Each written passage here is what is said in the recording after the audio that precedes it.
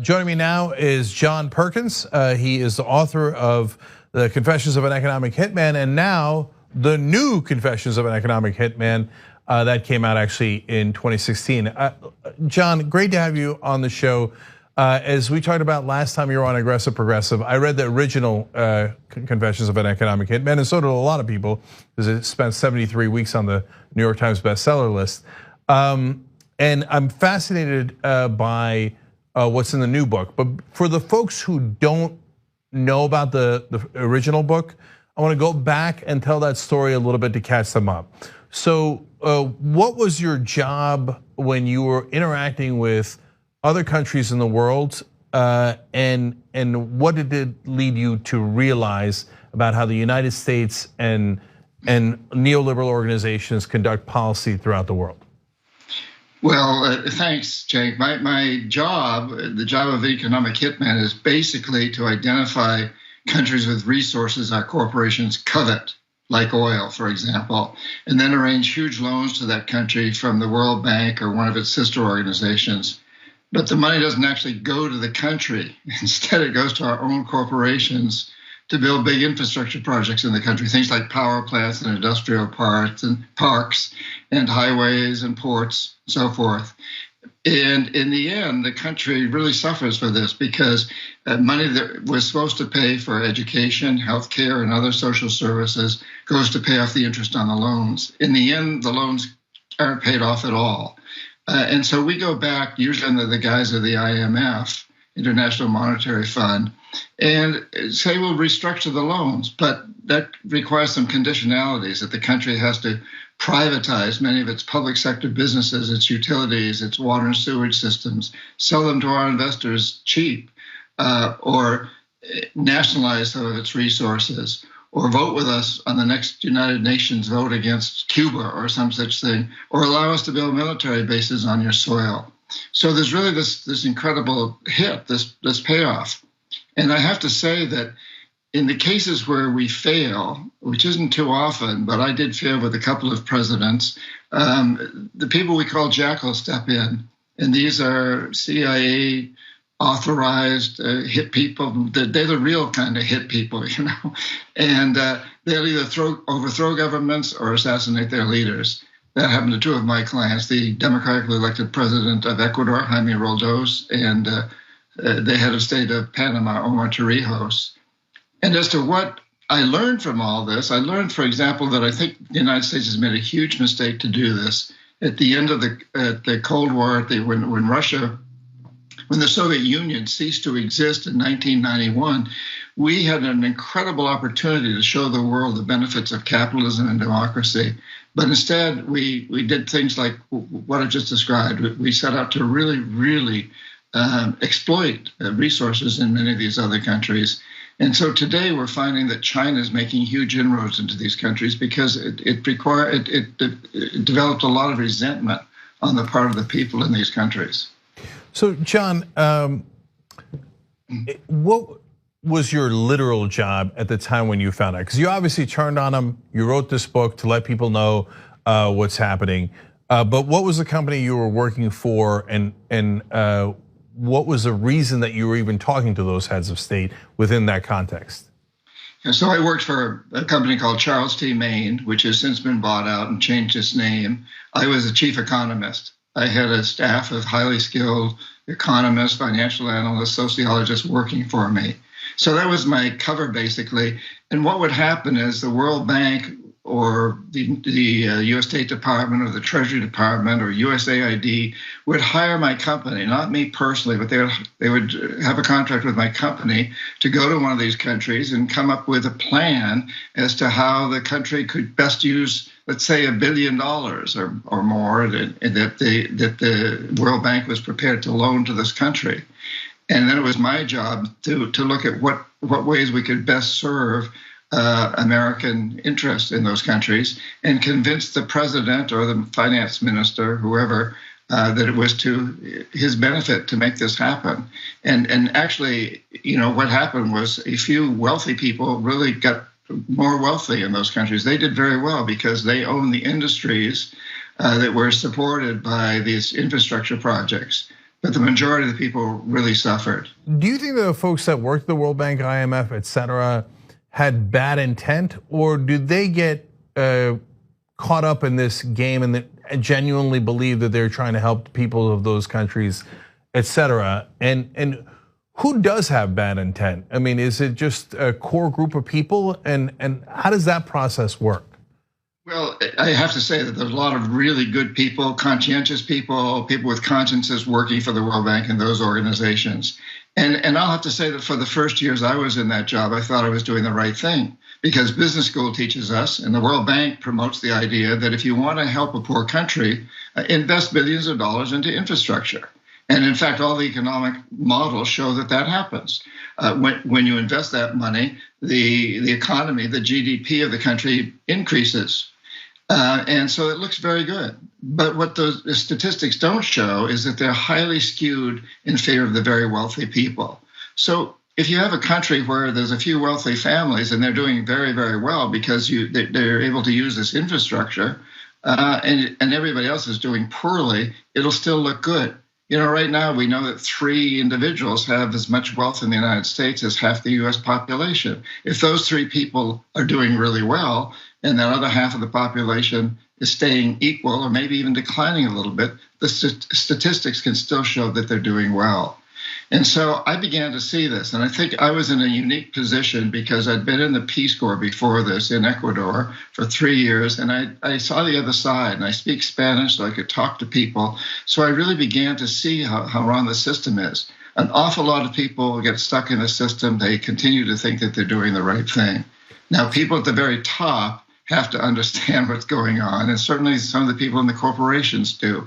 But for the most part, it's a very subversive system where it's so easy to convince ourselves that we're doing a good job by making these loans, which are really very detrimental to the majority of people in these countries. Well, there's a good example of that here in America. So our GDP has gone up over the last 30 years, but a new economic report came out recently showing that the top 1%, their wealth went up by $21 trillion in those 30 years. But the bottom 50%, their wealth went down by $900 billion. So overall you say, hey, we added 20 trillion to the economy. But what it doesn't tell you is actually half the country suffered and went backwards, and only the top 1% gained. So it's not just Latin American countries that this happens in, or developing countries.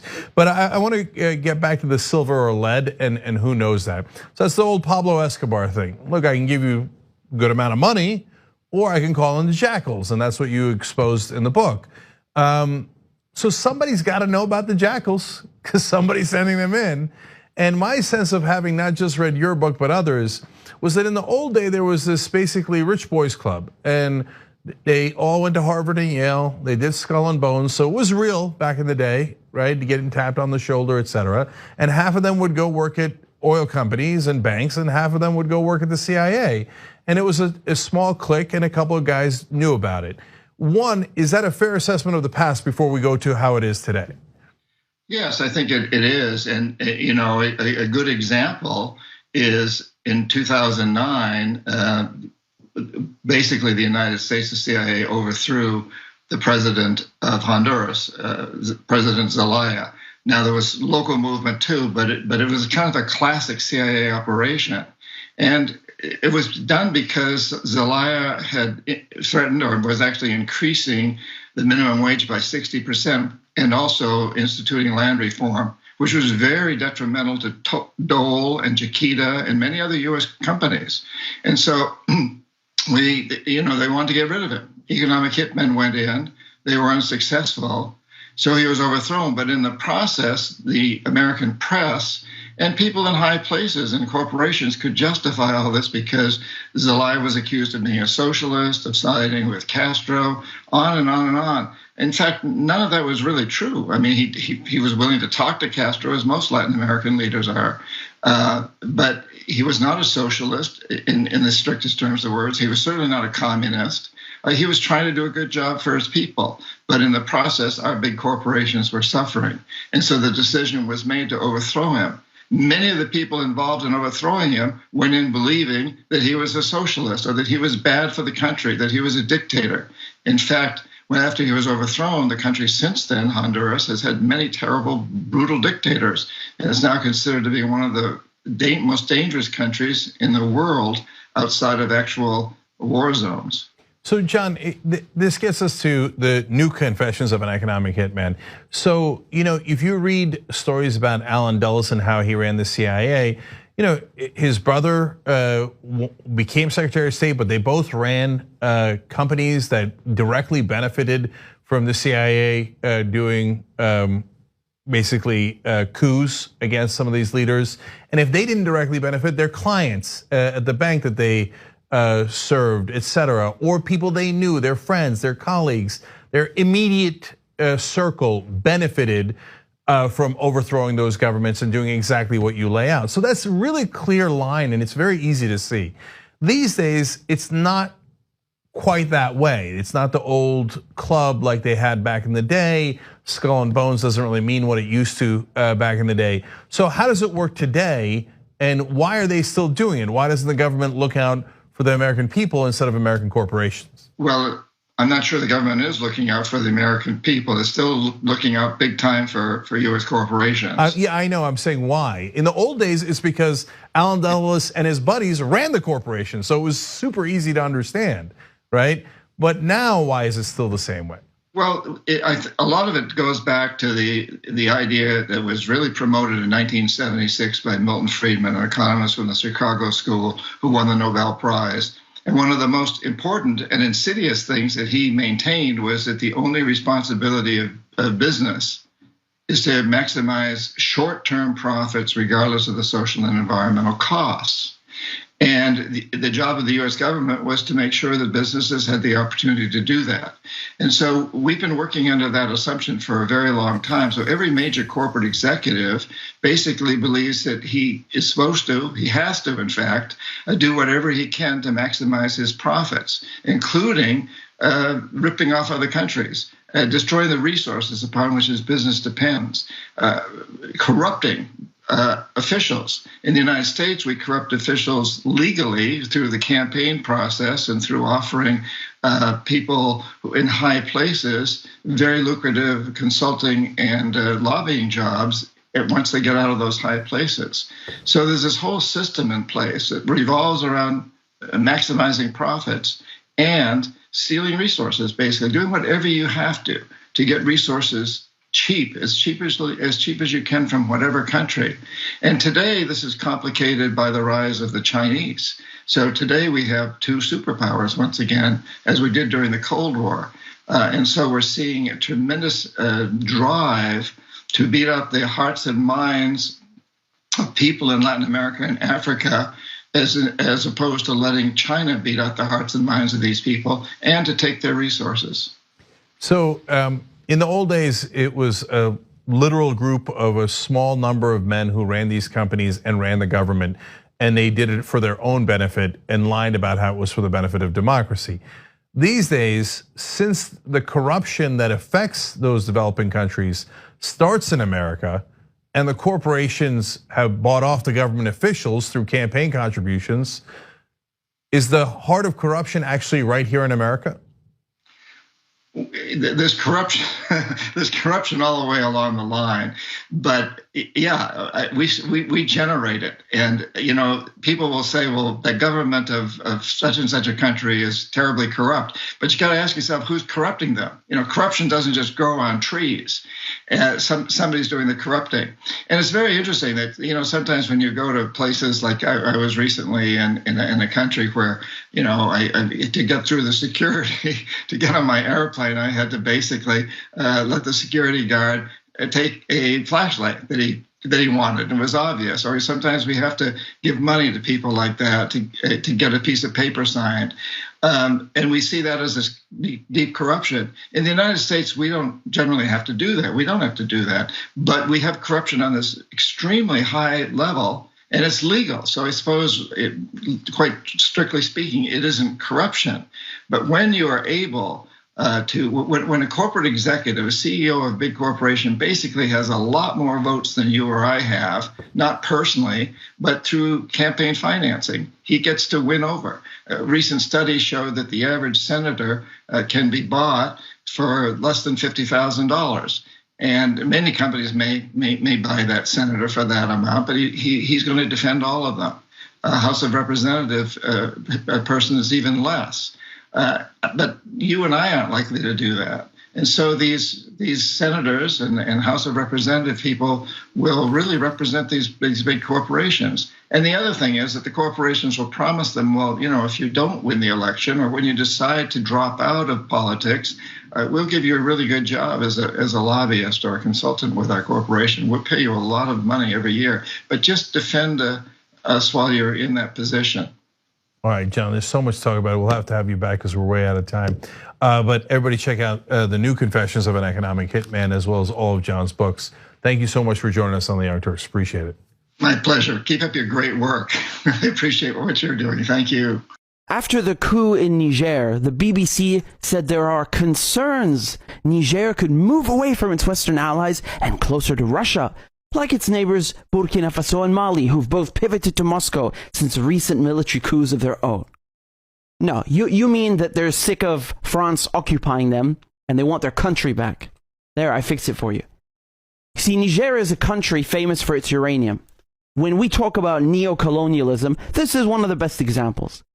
The French are heavily dependent on nuclear energy, and 1/3 of French homes are powered by uranium that comes from Niger, the Eiffel Tower even. Meanwhile, in Niger, 80% of the population do not even have electricity. France needs Niger's uranium so much, and yet Niger is the second poorest country in the world. How is this possible? Because the French are robbing them blind, taking and giving pennies. French neo-colonialism. So do not be surprised when people in Niger are chanting "À bas la France," down with France, and flying Russian flags. African countries are sick of being robbed. They are being independent. They are choosing to pivot away from Western colonizers. Whereas we in Britain, in France, in Europe, we have a history of lying, cheating, and stealing. That is our legacy in Africa. And yet the BBC and CNN, they want you to think that Russia and China are debt-trapping Africa, like as if we didn't. They speak about African leaders as if they are children, as if they are stupid, like they don't understand what's good for them. Oh, they need the white man. They need Western troops and Western corporations to come and save them. Ha ha ha. Really? Yeah, I've seen this film before. People are so desperate to run away from the wars, from the plundering that we have inflicted on Arabia, on Africa. They are risking their lives. They risk perishing in the Mediterranean Sea, in the English Channel. But apparently they're the invaders. You see in Mali, you see Central African Republic, Sudan, and others they're soliciting Wagner services because France and the US can't get the job done. France and the US come put their military bases in Niger and Burkina Faso and Mali, and they say, we're here to save you from ISIS. Who created ISIS? Who created Al-Qaeda and unleashed them on the Middle East and on the Sahel? CIA and NATO. There was no ISIS before we destroyed Iraq, before we destroyed Syria, before we destroyed Libya. That wasn't a thing. This is why people are flying Russian flags when they have a coup in Niger. They are rejecting a president who is pro-French and pro-American. They are rejecting neo-colonial shackles and the West. And then, of course, they're going to go look elsewhere. They will look towards Russia and China, towards the competitors who treat them as equals. It's not that difficult to understand.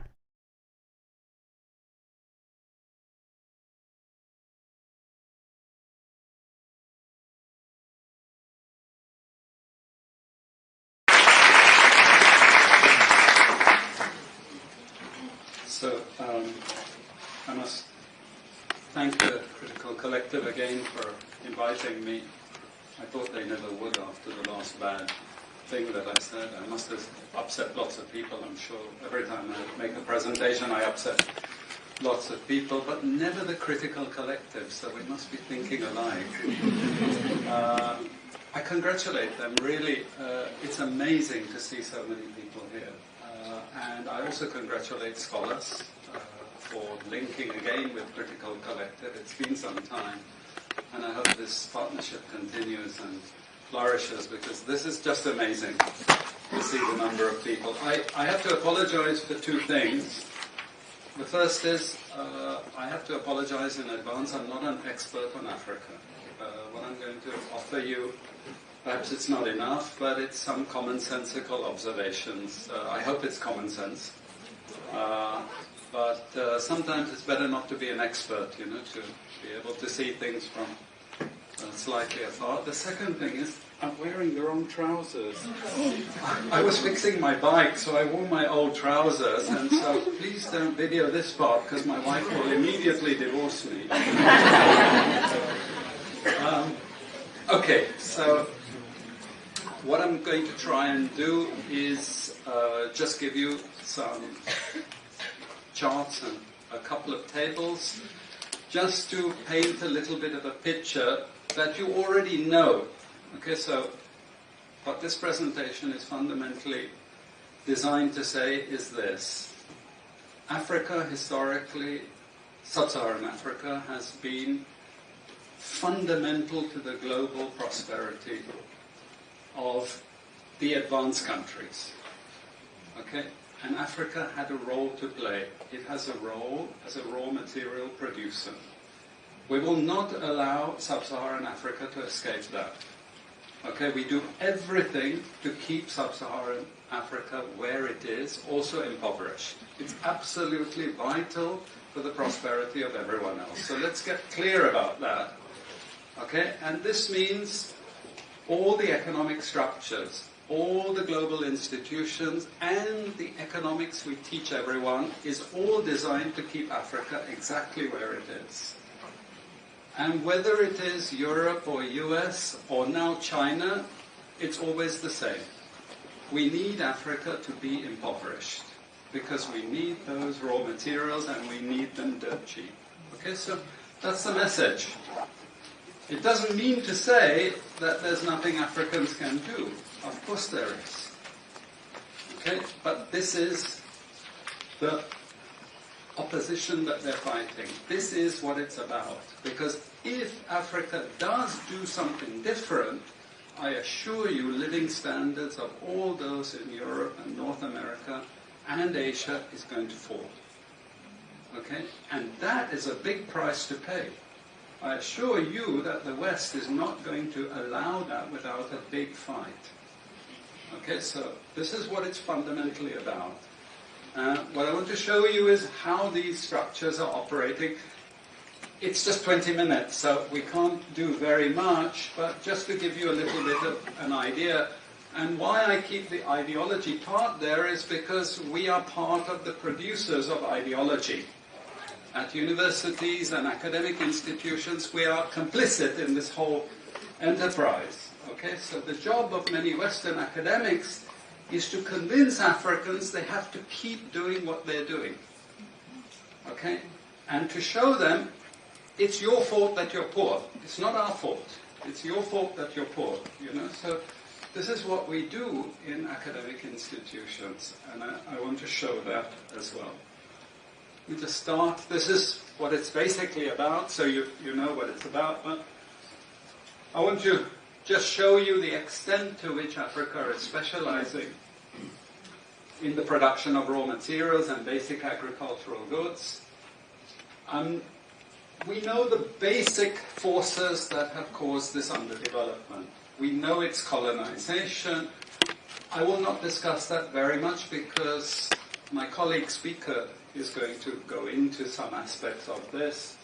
But I do want to discuss the global economic structures, the global financial institutions, and economic ideology, briefly, to give you a flavor of those. Let me start with this. You can't really see it so easily, but if those of you who are interested, you want the PowerPoint, I'm sure we can make it available to you. But the thing that you really need to see is the top line. Okay, And the extent of dependency is captured by this statistic at the top. Okay? And you compare it with all other income groups, and what you see is essentially in that one statistic how dependent sub-Saharan Africa is on raw material production. Okay? This is the very heart of what makes sub-Saharan Africa beat. Okay? Here, just to have a look at one very important additional statistic, with all this export coming from sub-Saharan Africa, how much does sub-Saharan Africa account for in terms of global trade value? We know there are vast resources coming from there, but look at the bottom line in terms of global trade value. Look at that. 0.5%, 1975, 0.95%, going down to 0.1. To 0.1. Meaning that with all these vast resources being produced, how much are they getting for it? Nothing. Nothing. This is a very significant piece of data. Then I just want to show you what has happened to sub-Saharan Africa, because what we know, and from all studies, no country ever develops without manufacturing. Okay, producing raw materials will not take you anywhere. Producing basic agricultural goods will not take you anywhere. And let's have a look at how much manufacturing activity takes place in sub-Saharan Africa. We can look over the last 15 odd years, 15, 20 years. And we see manufacturing has actually declined as a percentage of the total. This is percentages of total production in sub-Saharan Africa. How much of it is accounted for by manufacturing? So this figure here is 17% of the total. Most of the rest, when we talk of industry, it includes manufacturing, but the bulk of it is mining. Okay? Raw material extraction. This is the bulk of it.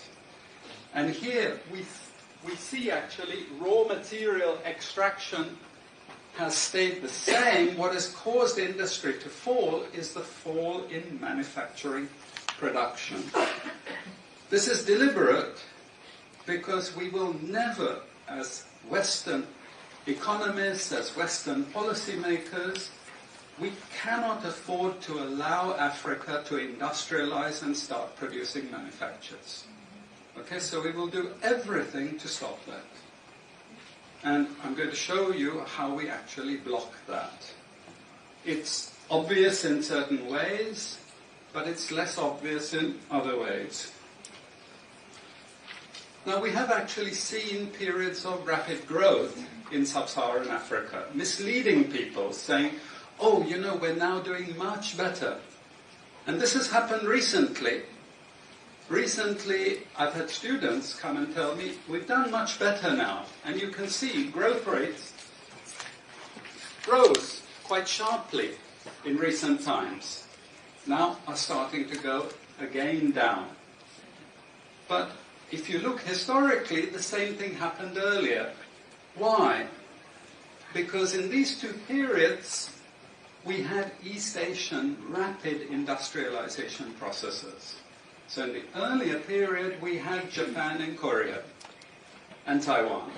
Okay, rapid growth, sucking in raw materials from Africa, driving up the prices, and then sub-Saharan African countries grew. Exporting raw materials, they grew.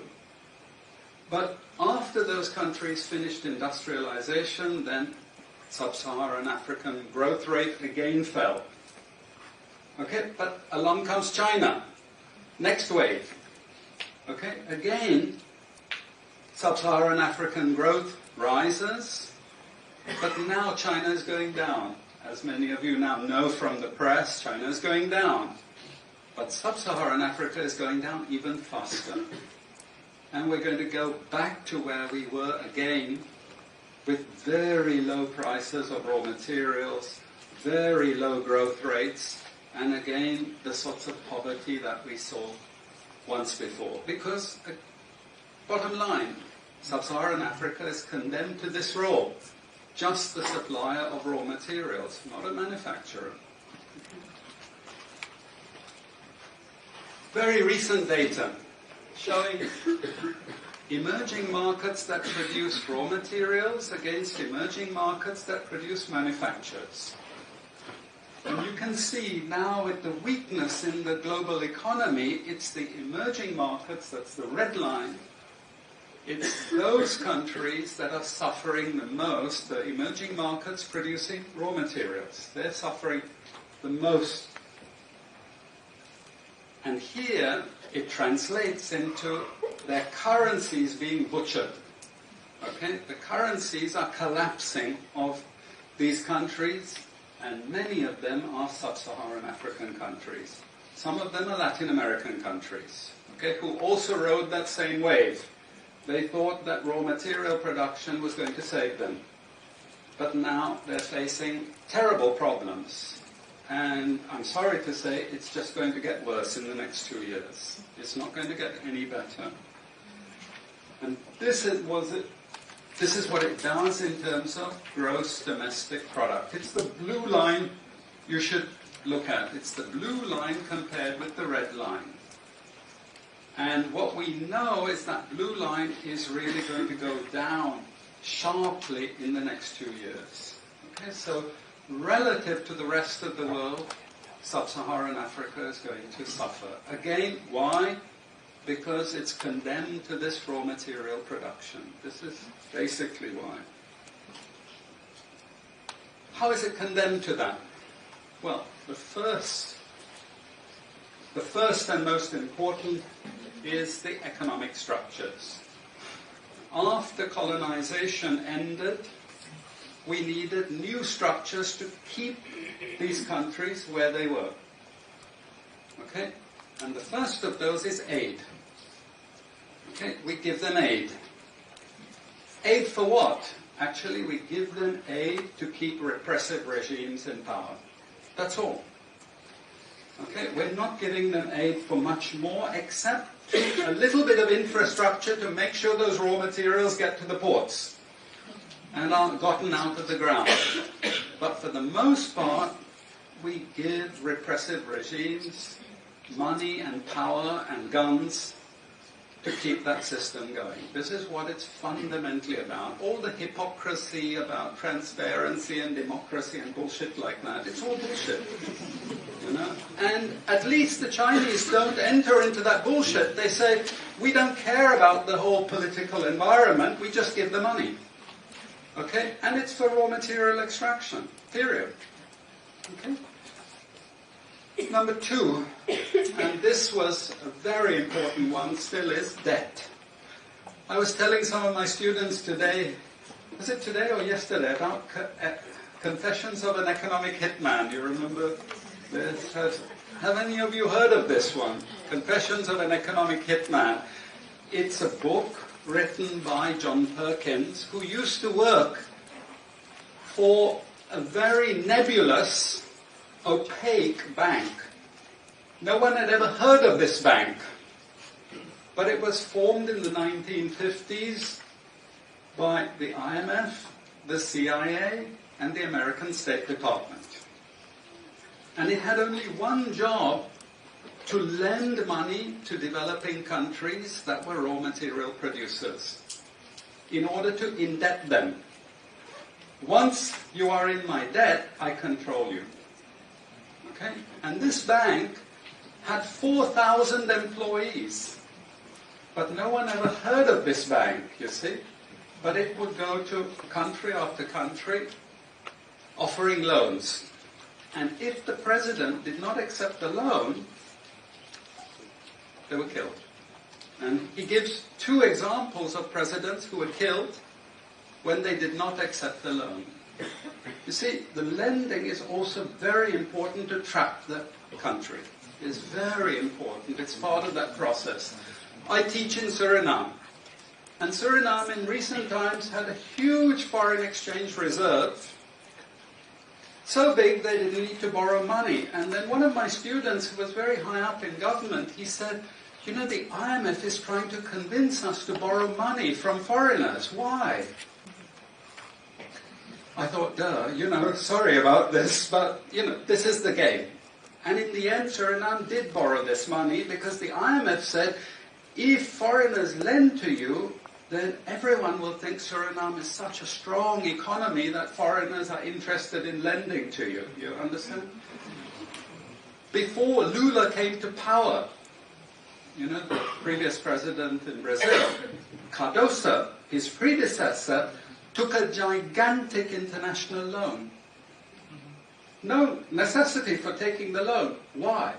Because once I catch you with the debt strings, I hold you forever. You are my prisoner. Okay, so debt has been this huge spider's web which has trapped sub-Saharan Africa and keeps them held there. Aid, debt. We have a third structure which is again not known by many people, but it's something that was put in place and continues to this very day, with no one discussing it. No one says anything about it. It is monopoly buying structures. This is for all raw materials and basic agricultural goods produced by developing countries. There are only 4 or 5 Western multinationals that buy all those goods. And they collude between them. So if you take any major product, these Western multinationals, they collude between them. Even if we go down to banana production, we had a PhD down here at the ISS, and the person showed that the 4 or 5 major multinationals, they collude, and in order to make sure their control is total, what they do is they force all the producers to produce the same uniform banana. You know, the crap you buy in the West and has no taste at all. You go to any developing country, you know how a banana tastes, don't you? There's so many of them, lots of varieties, but we only market 1 or 2 types, so we have control, you see. If you don't produce at the price I want you to produce, I go to the next country. You see, we get control. So these buyers, they impose that control, and they keep pushing the prices down and down and down. Okay, this is the game. No one says anything about it. There are no commissions of inquiry to say, this is illegal, what you're doing. The WTO has nothing to say about this. But sorry to say, you know, if banana prices rose 10 times, especially for people like me who love bananas, okay, I'd protest. I like my living standards. Okay, it's the same with all the other raw materials, you see. We're all benefiting, we're complicit. We're actually complicit in this because we will protest and shout out if the situation ever changed. Okay, now we come to those international institutions. And I must tell you this, from the outset, don't think of them as wicked. IMF, World Bank, WTO. We always think evil creatures, horrible. It's not. It's just economics.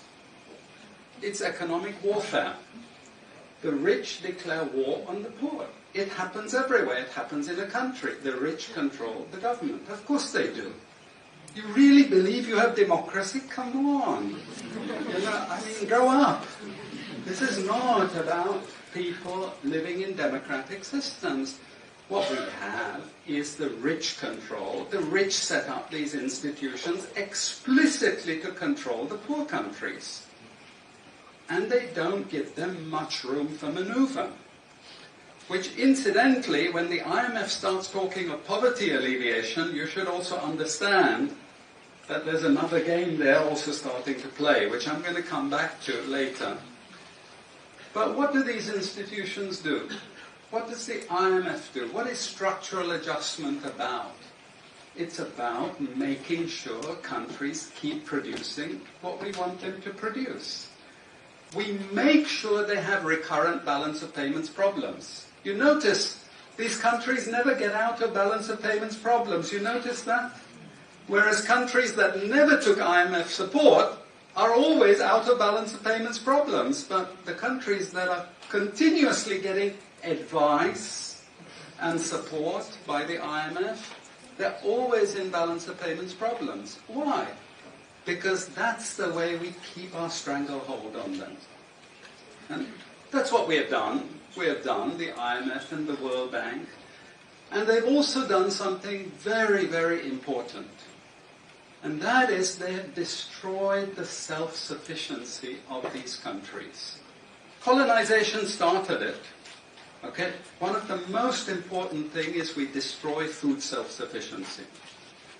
Okay? And the World Bank continued it.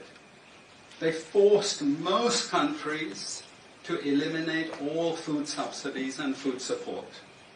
Okay? Because once you don't produce your own food, I increase my control over you. How do we know this? Well, very funny thing happened some years ago. Not so funny, actually. It involved starvation of a large number of people in Malawi. Okay? Many of you could remember this because it was really tragic. But the Malawian finance minister, who was under terrible threat at the time, suddenly broke ranks and he said, well, do you know why we had this famine? Because one of the conditions of the loan given by the World Bank was we destroyed all our grain surplus stocks. Why? Because remember, we want you dependent. 1970s, the US Senate, the US Congress said, we will not allow Latin America to produce their own food. We will start a strategy involving the IMF and the World Bank to destroy food self-sufficiency of Latin America. Then they will indeed be our true backyard. And that's exactly what they've done. Look at all the Latin American countries. Look at them. They used to be food self-sufficient, but they're no longer food self-sufficient. Now here comes the kicker. This is the beautiful part of it. I congratulate them. You know I admire them because they do it so well. Okay? I know it sounds really perverse. But we have now in the WTO something called the Agreement on Agriculture. Okay? You know what that Agreement on Agriculture states? It says, if you don't have any subsidies, you're not allowed to put these subsidies on food. But if you have subsidies and income support for food production, you can keep them. Who has all the subsidies and income support? US, Europe. The largest budgets in the world for supporting their farmers are Europe and US. But the World Bank and IMF have destroyed all those subsidies. You see, all those subsidies have been destroyed. And now we're telling these countries, you don't have subsidies? Tough luck. You know? You see, we're keeping them dependent. We're keeping them on a string. I have 5 minutes, so I have to be choosy about what I say next. We have lots of examples in the WTO to really stop Africa industrializing. This is the crucial thing. We cannot allow them to produce manufacturers. It's not difficult. Trust me, it's not difficult. We need nationalist governments. We need them committed to industrialization, and it won't take them a decade to move out from where they are. This is the fundamental point. It's not difficult. But this next round of the WTO is designed to block that. If we had time, I would go through all the different things that they're trying to put into place to block anyone else getting on top of the ladder. You've read this book of Hajun Chang, Kicking Away the Ladder. You see, when we become rich, we make sure the others can't climb up the ladder and join us. Okay? And this is what this next Doha round is about. It's to make sure, especially sub-Saharan African countries, do not escape. Since I have about 3 minutes left, I'm going to go to this economic ideology thing, because this is important for academics. You see, we teach, in many cases, garbage, and it doesn't hurt anyone, a lot of this garbage. You know, it's just blah, blah, blah, blah, blah. And we don't know what we had learned, but anyway, we were there at the university and you got a certificate and you go away and you feel you've learned something. But sometimes we teach very destructive things. And no more important than when we're teaching people from developing countries. Okay, and one of those very damaging and destructive things is the doctrine of comparative advantage. It's a lie from beginning to end. It's utter crap. It has been decimated many times, but we keep it in every curriculum. Why? Because it tells sub-Saharan African countries that their destiny is to produce raw materials, you see.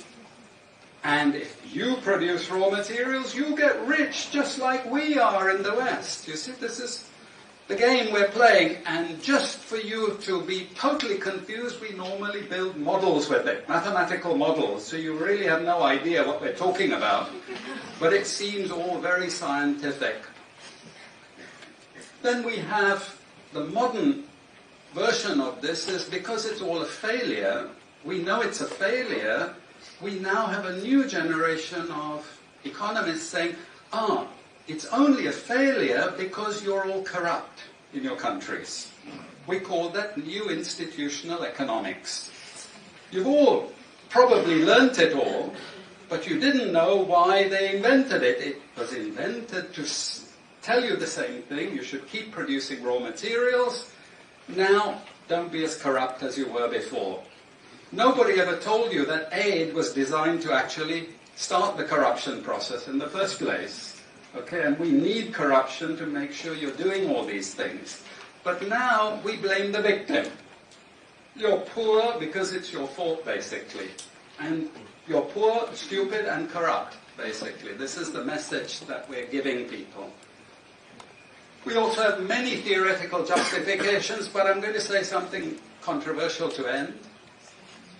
And she's happy that I'm ending because she has to discipline me. And that is, there are also what I call more enlightened approaches, but which are also potentially destructive for sub-Saharan African development. And this is where I come back to the IMF and the World Bank. You see, now they're all into poverty alleviation. They want you to concentrate on redistributing income, and it's something nice. You're young people, you're socially conscious, you're aware. You don't like all this injustice. So you gravitate towards what we call pro-poor strategies. But actually, I'm sorry to tell you, that is not what Africa needs.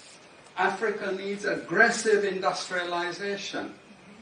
When China was a communist country and we had equal distribution, who feared China? Who took them seriously? They weren't even the size of the Netherlands. But today, I can't open an internet site. I can't open a magazine. I can't open a newspaper without China, China, China, China. And we know what has built China. It's not socialism or communism, it's capitalism, guys. It's manufacturing, it's production. This is what creates employment. This is what created jobs. I'm not pro-capitalist, but this is the reality. And unfortunately, we're now going to get caught with the good cop, bad cop. The good cop is now IMF saying, you must concentrate on poverty reduction and income redistribution, as long as we can take you away from industrialization. This is the crucial thing. You know? I leave it at that. And I'm sorry I took so much.